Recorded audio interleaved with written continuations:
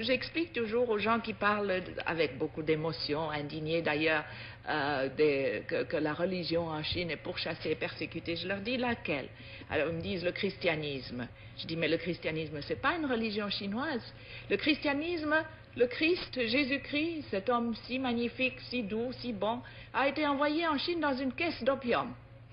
C'est comme ça qu'il nous est arrivé, avec le fusil d'un côté et l'opium de l'autre. Comment voulez-vous qu'on l'aime? Comment voulez-vous qu'on comprenne le christianisme?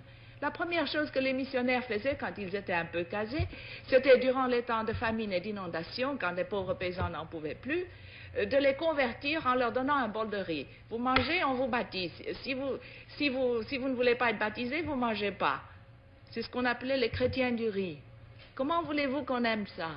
Et puis alors, ils achetaient à tour de bras des villages. L'Église catholique est devenue grand propriétaire terrien. C'est à elle qu'appartenaient à Shanghai tous les districts de prostituées.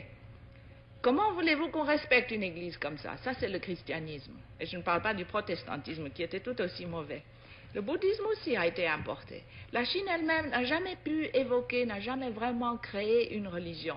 C'est vraiment extraordinaire. Elle a eu le moralisme avec Confucius.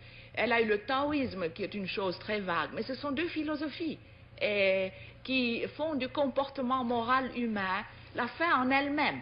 Il n'y a pas un ciel, il n'y a pas un paradis, il n'y a pas au-delà de la vie une vie meilleure.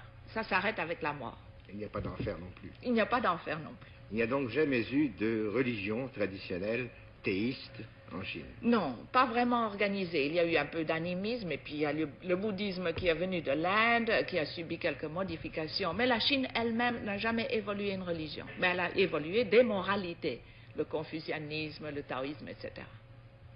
Et la condition féminine en Chine, telle que vous l'avez vécue et telle qu'elle existe aujourd'hui?